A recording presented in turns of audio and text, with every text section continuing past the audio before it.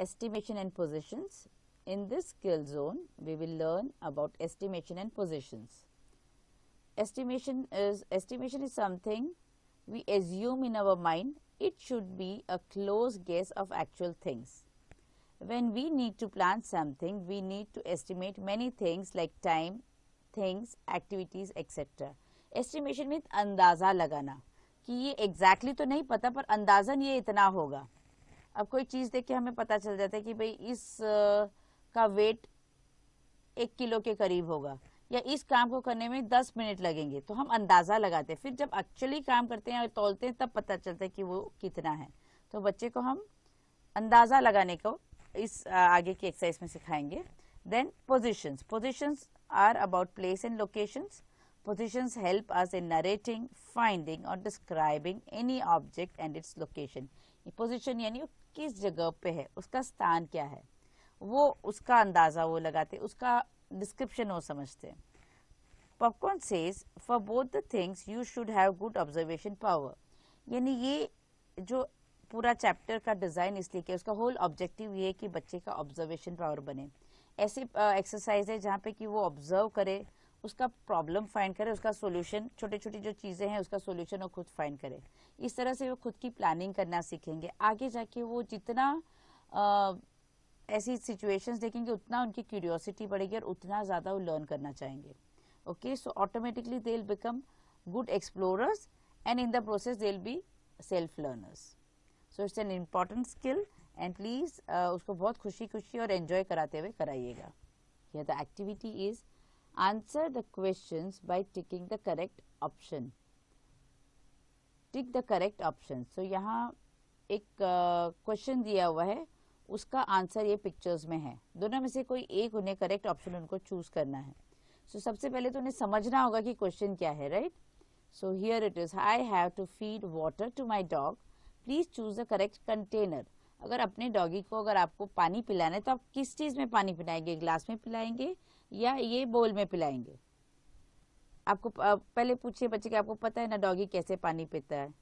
अगर फटाफट वो आंसर दे दे कि भाई बोल में पिलाना है, वेरी गुड. क्यों पूछ लीजिए, right. So they will explain कि क्यों बोल में देना चाहिए, ग्लास में नहीं. Now the next is Riya has to distribute 10 toffees. Now which day she should choose. अब रिया को 10 टॉफीज देनी है, शायद उनका बर्थडे हो या कोई भी रीजन है. दोनों ट्रे में अगर आप देखें, अब यहाँ लॉजिकल रीजनिंग उन्हें क्या लगानी है कि भाई अगर बहुत ज़्यादा बच्चे हैं तो उनको डेफिनेटली यहाँ से देनी पड़ेगी क्योंकि यहाँ पे तो बहुत सारी टॉफीज है. पर अगर एक ही बच्चे को अगर उनको 10 देनी है तो वो यहाँ से भी दे सकते हैं. But they have to give 10 toffees means ज़्यादा वाली जगह से उन्हें लेना है, कम वाली से नहीं. So they are going to take this. अब यहाँ सही आंसर या गलत आंसर से ज़्यादा उनका जो एक्सप्लेनेशन है that is more important. Okay, now if you want to take 20 children for a picnic, then which vehicle will you choose and why. अब यहाँ इस एक्टिविटी में अगर हमें 20 बच्चों को लेके जाना है पिकनिक पे तो कौन से किस व्हीकल पे ले जाएंगे. जैसे ये बस है, there is a cycle, car, train, helicopter. अब बस में 20 बच्चे आ सकते हैं, यस, उसमें हम ले जा सकते हैं. साइकिल पे आ सकते हैं, नहीं, तो उसको तो हम नहीं टिक कर सकते हैं. ट्रेन में आ सकते हैं पर डिपेंड्स कि वो बहुत दूर है कि पास है. तो पिकनिक तो हम बहुत दूर नहीं जाते हैं तो मोस्टली ट्रेन में नहीं जाएंगे. देन कार में 20 लोग आ सकते हैं, नहीं, तो वो भी नहीं हो सकता है. हेलीकॉप्टर में भी नहीं. सो द आंसर इज बस. ठीक है, तो ये आंसर सही या गलत से ज़्यादा उसका जो एक्सप्लेनेशन है, जो कम्युनिकेट वो करते हैं आपके साथ, that is also equally important. Okay, so encourage them to give the reason for the answer they choose. Here the activities, arrange things at the correct places. अभी आप ये रूम का पिक्चर दिया है. This room is in a mess. Join the things to correct places. यानी ये जो गंदा ये रूम यानी आड़ी तेड़ी पड़ी ये चीज़ें अपनी जगह पे नहीं पड़ी, यानी आपको उसकी जगह दिखानी है. फॉर एग्जाम्पल अभी यहाँ ये जो पिलो है, पिलो जमीन पे थोड़ी रखते हैं, उसे कहाँ रखेंगे, बेड पे. तो it has to be kept over here. अब क्लॉक है, क्लॉक को हम रग पे रखेंगे, जमीन पे नहीं, कहाँ आना चाहिए, वॉल पे. वो यहाँ हो वो उनकी मर्जी है. बुक्स हम ऐसे बिखरा के नहीं रखते हैं, बुक्स या फ्लावर वेस्ट, तो उसे हम कहाँ रखेंगे, उसको ब्यूटिफुली यहाँ अरेंज करके टेबल पे रखेंगे, पेन को बुक्स के पास रखेंगे। तो ये चीज़ बच्चे को देख के बोल, हमारे लिए तो आसानी से हम फटाफट बोल देंगे, पर उन्हें यानी पहले ऑब्जर्व करना है, फिर देखना है कि उसे कहाँ रखना है, फिर वो आपको बताएंगे। ठीक है, तो here along with logical thinking कि भाई ये लॉजिकली कहाँ होना चाहिए, हम नॉर्मली कहाँ रखते हैं, और फिर वो आपको बताएं और इस एक्टिविटी को करें। Okay, so here we will be developing logical thinking skill as well as communication skill. Think and speak. Activities: trace and learn left to right. Trace the line from start to end. It flows left to right. यानी left to right. उन्हें वो position अगर उन्हें left और right पता होगा तो वो पोजीशन ठीक से समझा पाएंगे या समझ पाएंगे। So now they have to understand which is the left hand and right hand. इस उम्र में उनको थोड़ा सा confusion जरूर होता है, so they will have to practice it. और आपको बीच बीच में याद भी कराना पड़ेगा, उसको reinforce करना पड़ेगा। so हम शुरू करेंगे यहाँ से, and this line will go like this. so we are going to trace this line, right? so that's how we are going to complete this activity. same way here कि भाई बच्चे ने उसको tracing की, then you are saying we are moving from left to right. हम left से right की तरफ जाते हैं। आप अपना लेफ्ट हैंड साथ में रखिए और फिर ट्रेस करना शुरू कीजिए, and then you reach the right hand. Okay, now the next is trace the line from the start to end. It flows right to left, यानी ये राइट से लेफ्ट की तरफ जा रहे हैं. तो इसकी ट्रेसिंग है, I am moving from right to left. I am moving from the baby, the puppy is moving from right to left and it reaches its mother. So हम क्या सिखाया इधर, what is the objective of this activity? That child identifies his or her left hand side and right hand side to understand positions. Okay. Now Popcorn says, thanks for helping babies to reach their homes. यानी अपने baby अपने mummy के पास पहुंच गए हैं. So please ये जो left and right की प्रैक्टिस है रेगुलरली, कब उनको आप कही कि आप राइट हैंड से उठा के मुझे दीजिए या लेफ्ट हैंड से उठा के वो चीज़ उठाइए. सो ये regular day to day life में ये प्रैक्टिस, सो धीरे धीरे फिर वो एक्सपर्ट हो जाएंगे. Join the wheel to correct the vehicles, यानी ये व्हील्स दिए हुए हैं, ये व्हीकल्स दिए हुए हैं. They are to observe the vehicles. अब ध्यान से गौर से देखें, फिर जो सही व्हील है उसके साथ कनेक्ट करें. जैसे पहला व्हील देखे तो क्लियरली समझ में आता है कि ये साइकिल का है अगर बच्चा ऑब्जर्व करता है तो. सेम में दूसरा है वो कार से कनेक्ट होता है, तीसरा है वो इंजन से, और चौथा ट्रक से. अब यहाँ वो सही करे गलत करें, आप उसे करेक्ट करने दीजिए, फिर आप उन्हें करेक्ट कीजिए डिस्कस करने के बाद कि उन्होंने वो क्यों चूज किया. Okay, so our focus is more on them observing and explaining it to us. Now join the boards to the correct place. अब यहाँ ये बोर्ड्स दिए हुए हैं, उसमें क्या लिखा है? Coffee only ₹50, buy shoe 2 pairs for ₹1000 and ATM 24 hours. यानी एक इंस्ट्रक्शन दिया, वो उसको कैसे समझते हैं. अब 50 रुपीज़ की कॉफ़ी. अब यहाँ कहाँ आपको कॉफ़ी का पिक्चर कौन सा है? यहाँ कॉफ़ी शॉप का या कॉफ़ी का? Here it is. यहाँ भी कॉफ़ी लिखा है. वो क्या लॉजिकल थिंकिंग अपना यूज़ करते हैं. हम उनको पहले ही आंसर नहीं देंगे. देन ATM, वो उन्होंने देखा ही होगा, वो कभी ना कभी आपके साथ आके ATM उन्होंने देखा होगा, तो ATM they will be able to identify. By shoe, यानी शू रखें तो शू रैक की जगह ही उनको जाके देखना है. तो शायद रीड नहीं कर पाए तो आप सिर्फ रीड करके दीजिए, पर मैचिंग उन्हें अपने आप ही करने दीजिए. एंड देन अच्छे से एक्सप्लेन उन्हें भी करने दीजिए. अगर वो नहीं कर पा रहे हैं तो आप उनको प्रॉपर एक्सप्लेनेशन देके इसको कराइए. Okay, so we definitely want them to use their logical thinking skills. It's a very important skill. तो उसकी रेगुलर प्रैक्टिस आप कराते रहें. Here the activity is hide and seek with the rat. Observe the positions of the rat. Now connect the sentence to the correct picture. अब यहाँ हम जो ये रैट का पिक्चर यूज करके पोजीशन समझा रहे कि भाई ऊपर है, नीचे है, साइड में. अगर आप बच्चे को इंस्ट्रक्शन दें कि भाई उसके पीछे पड़ा है, उसको लेके आइए, तो पोजीशन समझेंगे तभी तो वो कर पाएंगे ना. सो let us start with the first one. अब यहाँ कहाँ पे है ये? The rat is on the box. ये उसके पीछे हैं, ये उसके अंदर हैं, ये 2 बॉक्स के बीच में हैं, ये उसके आगे हैं और ये उसके नीचे हैं. अब ये हम इंस्ट्रक्शन उन्होंने देख लिया, पहले ऑब्जर्व कर लिया, अब इंस्ट्रक्शन पढ़ना शुरू करते हैं. The rat is on the box. अब यहाँ पे कहाँ पे ऑन द बॉक्स है, ये रहा। Now the rat is between the boxes, तो दो बॉक्स के बीच में है, तो ये रहा। Then the rat is behind the box, यानी उसके पीछे है, रैट बॉक्स के पीछे है, तो कहाँ है, ये रहा। फिर the rat is in front of the box, यानी वो बॉक्स के सामने है, कि कहाँ है वो पिक्चर, ये रहा। Rat is in the box, box के अंदर है, ये रहा। And the rat is under the box, यानी उसके नीचे है, तो ये रहा। राइट, सो ये जो टर्म्स है शायद आप अपनी लैंग्वेज में उनको बोलते होंगे, समझते होंगे, वो समझ आते होंगे, पर अब हमें थोड़ा इंग्लिश के टर्म्स भी यूज करेंगे। जैसे put it on the table, put the वो आप अपना glass table on the table, put it on the table, तो करेंगे बिटवीन द थिंग्स। सो ये टर्म्स भी समझेंगे, पोजिशंस भी समझेंगे, तो दोनों रेगुलरली यूज करें ताकि वो आसानी से सीख जाएं। ये the activity is Riya has invited 10 friends for her 6th birthday. Help her to select the correct cake and put candles on it. अब यहाँ 2-3 तरह की इंस्ट्रक्शन है कि भाई उनका बर्थडे है, उन्होंने 10 बच्चों को बुलाया है और उसका 6th बर्थडे, यानी उनको 2 चीज ऑब्जर्व करनी है। और क्या, help her select the correct cake. अब यहाँ 2 केक्स दिए हुए हैं, एक छोटी सी पेस्ट्री और एक पूरा केक है। तो अगर आपके 10 दोस्त आते हैं तो आप कौन सा केक चूज करेंगे ताकि सब खा सके? सो बच्चे को बताने दीजिए। So most it is of course this is the one we are going to choose. And उसका 6th बर्थडे है, तो उन्हें कौन सा, कितने कैंडल्स लगाने? तो 6th बर्थडे को तो हम कितने कैंडल्स लगाते हैं? तो 6 कैंडल्स। वो चाहे कहीं भी लगाएं, वो उनकी मर्जी है, पर ये जो इन्फॉर्मेशन है उसको वो समझें, उसको प्रोसेस करें और उसका सॉल्यूशन लेके आए।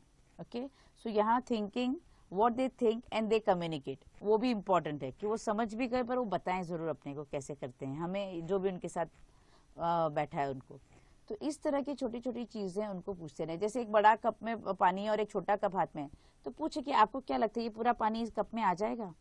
या एक बड़ा सा चीज, छोटी सी चीज है, बड़ा बर्तन है, तो आपको लगता है इसके अंदर आ जाएगा? तो ऐसे डे टू डे लाइफ में उनको ऐसे काम दें जिसमें कि उनको अपना लॉजिकल थिंकिंग करना पड़े, उसका सॉल्यूशन लेके आए। ओके, सो उनको अच्छे से रीड करके दीजिए, समझने दीजिए और अपने आप इसका सॉल्यूशन बताने दीजिए। Activity is estimate the amount of water and object needed for the following activity. यानी बच्चे को एक एक्टिविटी दी है, फॉर एग्जाम्पल बेदिंग। अगर हम बेद करते हैं तो हमें कितना पानी चाहिए पड़ेगा और उसके लिए हम कौन सा ऑब्जेक्ट यूज करेंगे? So let us see, for bathing what would you need? A glass, a sprinkler, या शावर और bucket? So will choose shower, right. Washing clothes, उसके लिए हमें क्या चाहिए पड़ेगा? बकेट। वाटरिंग द प्लांट्स, हम इसको यूज करते हैं, स्प्रिंकलर्स को यूज करते हैं। ड्रिंकिंग, तो हम पीने के लिए क्या यूज करेंगे? ग्लास। सो बच्चे को अंदाजा लगाना पड़ेगा कि भाई किस तरह से मुझे पानी चाहिए पड़ेगा इस काम को करने के लिए, और उसके अनुसार वो इन ऑब्जेक्ट्स में से चूज करेंगे। Okay, so let them choose it and give explain you why did they choose that. That is the most important part. जो चूज किया साथ साथ उसका एक्सप्लेनेशन भी आपको दें, it is equally important. Here the activity is observe the picture and cross out the incorrect options. One is done for you. So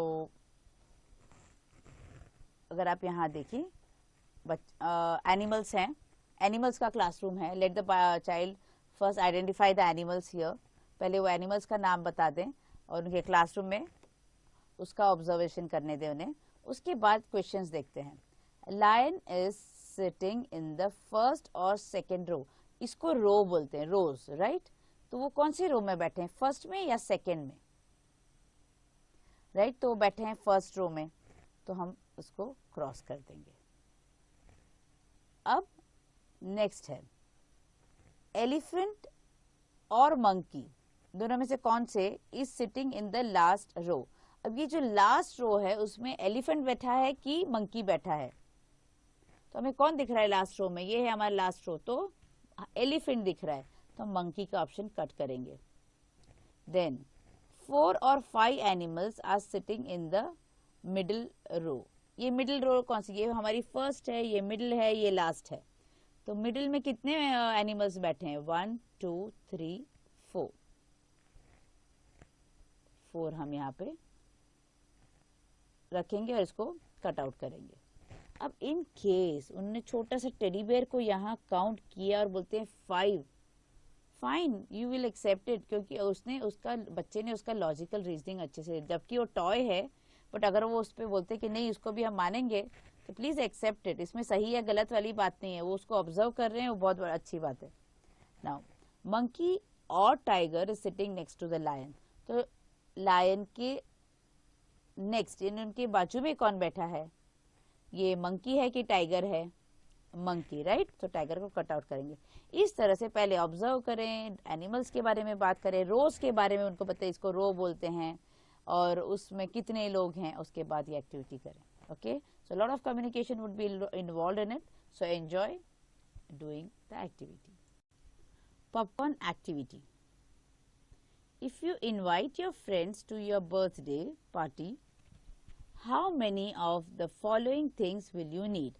यानी आपके घर पे बर्थडे पार्टी है और अगर अपने फ्रेंड्स को बुलाते हैं तो कौन कौन सी चीजें आपको कितनी चाहिए पड़ेगी, यानी आपको अंदाजा लगाना है आप कितने लोगों को पहले बुलाएंगे और कितनी चीजें लगेंगी, right. So hint, think how many friends do you want to invite. So हमें शुरुआत कहाँ से करने की, हम कितने दोस्तों को बुलाएंगे, तो पहले लिस्ट बनाएंगे, right. So number of friends, तो आप पहले लिस्ट बना के देख लें, उधर इधर लिखें कितने बुला रहे हैं, 5 10 जितने भी आपके फ्रेंड्स हैं वो यहाँ लिखें। नाउ नंबर ऑफ प्लेट्स, यानी जितने बच्चे हैं या आपके जितने फ्रेंड्स को उनको प्लेट्स तो उतनी चाहिए पड़ेंगी, तो यहाँ आप कितनी प्लेट्स रखेंगे। Now spoons, number of spoons, तो आप नंबर ऑफ स्पून्स कितने लेंगे, यानी कितने बच्चे हैं और आपको कितनी स्पून्स चाहिए होगी, वो आप यहाँ लिखेंगे। यानी आप क्या सर्व करने वाले उस पर डिपेंड करेगा, स्पून चाहिए कि नहीं चाहिए, right. So you have to think कि हम सर्व क्या करेंगे, हम अपने बर्थडे पार्टी में क्या चीजें खिलाएंगे। Now number of birthday candles, अब कैंडल्स कितने लगाते हैं हम, so then you have to think, बच्चे को ये सोच के बताना पड़ेगा कि वो कितने साल के, तो खुद की बर्थडे पार्टी वो इमेजिन कर रहे हैं ना, तो उसके हिसाब से यहाँ लिखेंगे। And dash number of return gifts, यानी रिटर्न गिफ्ट हम किस किस को देते हैं, जिनको हम इनवाइट करते हैं, राइट। तो जितने फ्रेंड्स से होते हैं आपको रिटर्न गिफ्ट चाहिए होंगे। सो दिस इज हाउ उनको हम प्लान करना सिखा रहे हैं कि एक बर्थडे पार्टी है तो हमें क्या क्या चीज़ों की प्लानिंग करनी पड़ेगी। तो अगर हो सके तो अगले बर्थडे पार्टी में उनको इंक्लूड करके ही उसकी प्लानिंग कीजिएगा। It will be lot of fun and lot of learning. Draw the kind of cake you would like to have. अब यहाँ उन्हें अपने मनपसंद केक को ड्रॉ करना है। So let them draw the way they like. इसमें कुछ किस तरह से बनाना इम्पोर्टेंट नहीं, they just have to make a cake over here. Popcorn activity. Follow the instructions, complete the drawing and color it. अब यहाँ आपको बच्चे को इंस्ट्रक्शंस देने हैं और उसके अनुसार उनको ड्राइंग करनी है। तो it is listening and comprehension, आप जो कह रहे हैं वो समझ रहे हैं और वो पोजीशंस जानते हैं कि नहीं, उसकी रिवीजन है ये सब। जैसे ये घर दिया है उसके आसपास चीजें बनानी है। तो the instruction is draw plants in front of the house. अब घर के सामने की तरफ आपको प्लांट्स बनाने हैं, घर के आगे बनाने हैं प्लांट्स, तो वो हम डेफिनेटली यहाँ बनाएंगे। सो बच्चे को आगे का मतलब मालूम होना चाहिए, फ्रंट का मतलब मालूम होना चाहिए, और उसके अनुसार वो बनाते हैं। कितनी अच्छे से वो ड्राइंग करते हैं इज नॉट इम्पोर्टेंट, पर वो पोजीशन समझते हैं कि नहीं। Draw a tree in the left side. अब हमने राइट और लेफ्ट की भी उनको कराई थी, तो उनको लेफ्ट साइड में एक ट्री बनाना है। So let them make a tree on the left side. Draw a well in the right side, यानी राइट साइड में दाहिनी तरफ उनको एक वेल बनाना है, कुआं बनाना है। Okay, so let them draw a कुआं over here. Now draw a bird sitting on the house. अब घर के ऊपर एक चिड़िया बनानी है। Okay, so like in front, left, right, on, हर चीज की रिवीजन हुई। सो दे शुड अंडरस्टैंड, इससे पता चलेगा कि उन्हें पोजीशन समझ में आए हैं कि नहीं। Okay, Bingo, I deserve 5 stars. हमारे पॉपकॉर्न बोलते हैं कि भाई ये एक्टिविटी खत्म करने के लिए उन्हें स्टार्स तो जरूर मिलने चाहिए। So please encourage them Give them stars, give them smileys, and motivate them to take more challenges.